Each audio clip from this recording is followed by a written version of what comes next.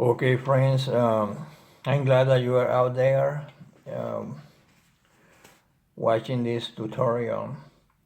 Um, this tutorial is titled Learning Chess Checkmates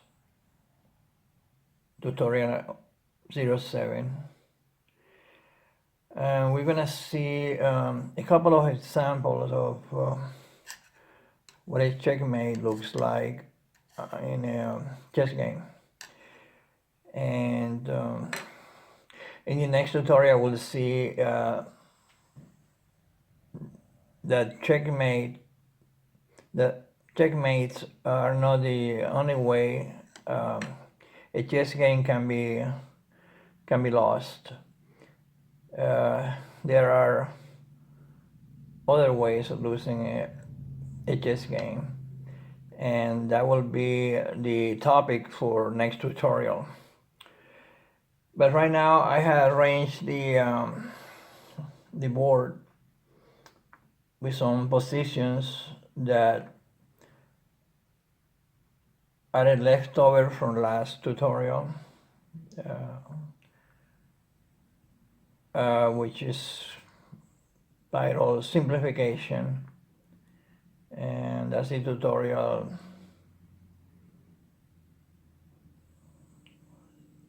06. Okay, I got this arranged position,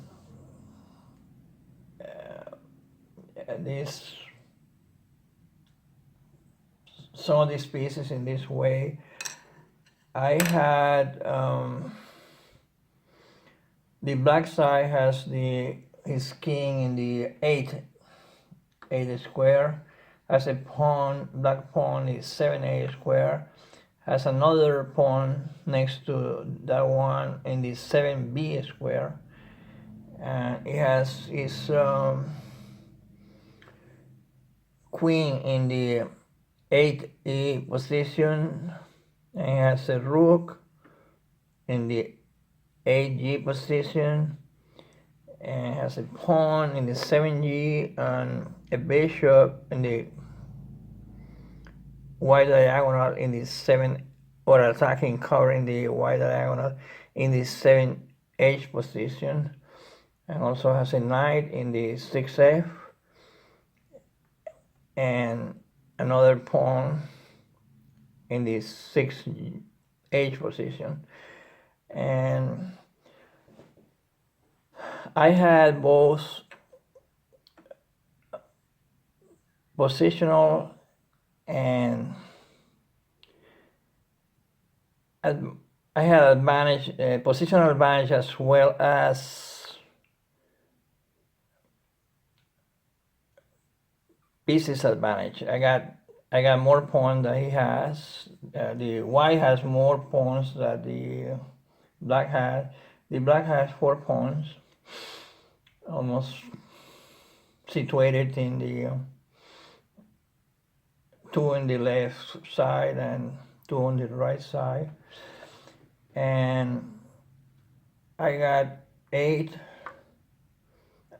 I got 1 pawn in the 3A position, another pawn in the 2B position, another in the 2C, another in the 2E, and this one here in the 2G, and this other one here in the 2H, and this one here in the 4G, and in the 5F. In total, I got 7 pawns, and the black has 4 pawns. And I also had a queen here in this 6D position, attacking this pawn directly in this diagonal. I'm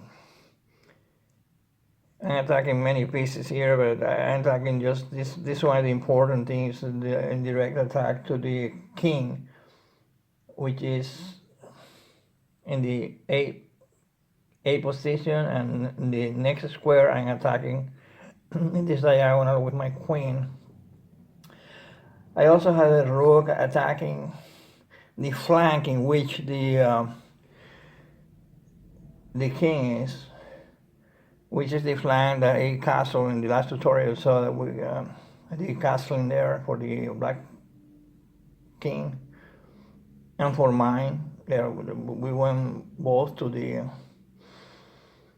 left side of the board, the chessboard. So I got this rook, which now is very dangerous. It's attacking the column in which the king is, the 7-8. It's attacking this pawn here in the 7-8 position. The only thing protecting that king right now from this rook. And I also have this very dangerous bishop in the 2G position, which is in the white diagonal, attacking directly the other pawn that protecting the king with the pawn in the 7B square.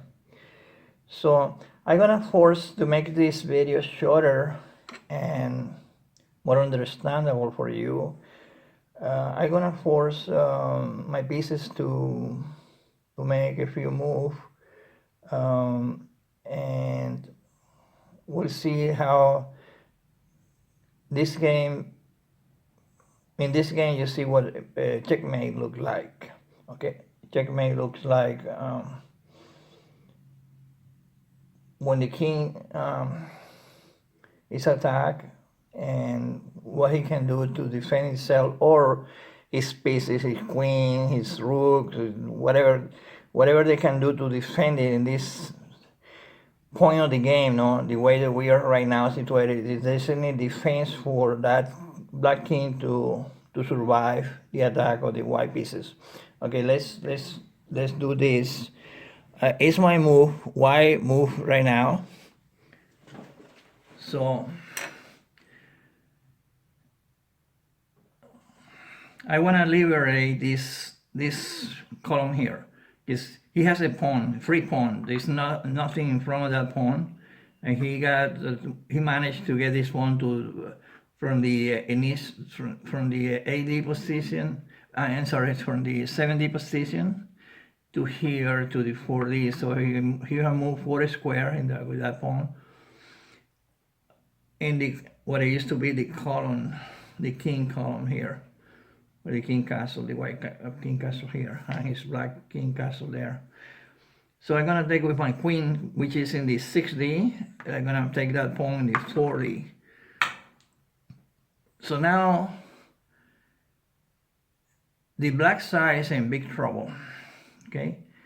And it's in big trouble because my king, my queen here is attacking this pawn here in the 4D. If I take that pawn in the 7A position, this is a checkmate. So this is one way, but I'm not gonna do that move until he moves. See the options. Sometimes we can have a chance to make the opponent, but we need to let him play defense. So what they can do and how they should do it determine if the black king is checkmate. So I see the option for the queen right now the black piece has to do something very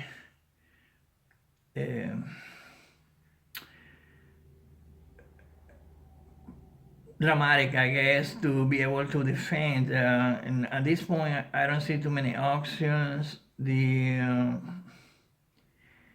king, the blacks can move this pawn, the 7A square in front of the king to the 6A. So what it does is now, before if he hasn't made that move, I could take this pawn, and he cannot take my queen because my rook is protecting my queen, and the king cannot take a piece that is protected by another piece. So this initial position here for the whites attacking that pawn there in 7A is very powerful. But if he move the piece, it's in big trouble as well, because now I cannot use my queen right now for that checkmate, because if I move my queen here to the 7A position, he take it with the bishop, and he take it with the king taking my queen, and I don't have anything here defending my queen, supporting her attack. So the black king can take my white queen right here in the 7A if I were to come here right now. So I cannot do that. It's not a good. It's a very bad move. But I can do something else. When he moved that pawn here, he enabled me to take it with my rook here in the 4A position. So I move my rook to the 6A position where his black recently moved pawn is, and I can take it. Now anybody will say, and that happened to beginners in chess. They say they get happy. Oh, I can take that. I can take that rook with my pawn. No, they cannot, because I got a bishop here in the white diagonal. Is in the 2G position, and that pawn, that black pawn, cannot move from there, because he leaves the king totally exposed to the attack of the rook here. To the bishop here, and that's illegal in chess. You cannot move a piece when you leave your king exposed to an attack. So in chess we call this to be pin. This pawn here is pin in that place. He cannot move right now to take this rook here. So what happened? The black had no piece to avoid this attack. The queen is far away there. I cannot do anything. The king is checked right now. The rook is checking the king. That means attacking him. So the king has to do something. So the king has no piece to protect it from this rook here. So the only option for the king is to move from the 8A square to the 8B square right here. And nobody's attacking him here right now at this point. Nobody's attacking him. So he's moving there, but he's in a very bad shape right now. So my next move is moving my queen from 4D to 6D. So the king is checked one more time. He's being attacked directly by the queen. My white queen is attacking the black king, and there's nothing here in this square that can be blocked my direct attack. So he's checked. So one more time he has to move. So where the king can go, he cannot come to the 7A square where his pawn was before, because that square is being attacked by my white rook that took his pawn and is now in the 6A position, where I took his pawn here in the 6A. So that king cannot come here. Remember I told you the king only can make one move at a time. He can go one square at a time. He can go back, he can go forward, he can go on the side diagonal, or he can go to the sides. But one square at a time. He cannot go like rooks that go many squares, or the queen that can go many squares, or the bishop can go many squares, or the knight that can go 3 squares. The king is just limited to 1 square. He only can move 1 square. So this one is illegal for him to move in the 7-8. This one, the 8 is legal for him. He cannot move there because the rook is attacking both square here. He cannot come here to the 7C because my queen is there right now. I'm checking him. So the only square free and legal for the king to move is in the AC right now. Nobody's attacking him in this position. But now, when he made that move, he's checkmate. because I can move my rook from the 6A position to the 8A position. Nobody is defending him, nobody's attacking my rook, so my rook's attacking him directly. And now the king has no move. This is a checkmate. He cannot come to the 8D because I'm attacking that column there with my queen here. He cannot come to the 7D because likewise I'm attacking the 7C square. He cannot come here to the 7B because he has a piece there, a pawn. He cannot occupy that pawn. That square when his pawn is right there. And obviously he cannot come here back to the 8B position because I'm attacking that square with my rook as well as with my queen. So this game is over and it's called checkmate. I had checkmate the black king. And his lady, the queen, is right there weeping, but she cannot defend him. She's the greatest. She can be the greatest defender in a game. The queens can be the greatest defender of their men, the kings, but in this case, he has nothing to do. She's in direction of attacking this diagonal here, but my queen is not there. My queen is right there, here.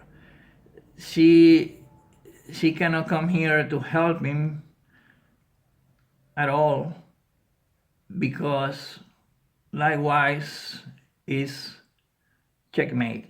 I move my rook right now from the A to the I'm sorry, she cannot. I don't have to move anything. My rook is attacking that place, so the queen had no option. She cannot move anywhere. This problem has to be solved. The king is being attacked, and the king has to move. Has no pieces to defend him. The queen cannot jump over the king and just come here and interpose in the trajectory of attack of that particular rook. So this game is over, and it's a classic checkmate. Okay, so now you know what a checkmate looks like, and this is not always the way that you checkmate. You get checkmates in chess. There are many positions, sometimes don't even in finals. Sometimes there are not big pieces there, no queens, no rooks, and even so, the king can be checkmate. And when this happens, the game is over, as I said before. So I hope that you have learned a little bit here about checkmates. What are they and how they look like, more or less. But checkmate look like this with any other pieces and any other position when the king is attacked and he don't have any place that is not being attacked. The only places he can move are being attacked. It's like he's tied to a post and somebody's punching him. He cannot move from that post because ropes are holding him there. He cannot go to any place. So he's checkmate. So I will try to have now this is not the only way where as I said before in two videos, two tutorials back, this is not the only way how you can lose a game in chess. There are other 3 ways, and this is not the only way. I better rephrase this. This is not the only way that a chess game can end. There are other 3 ways, and we will see those in the next tutorial, which will be the tutorial 08. This is the 07 right now, but there are other 3 ways, and one is losing a game by time. So I will explain to you in the next tutorial what that means. The other the other way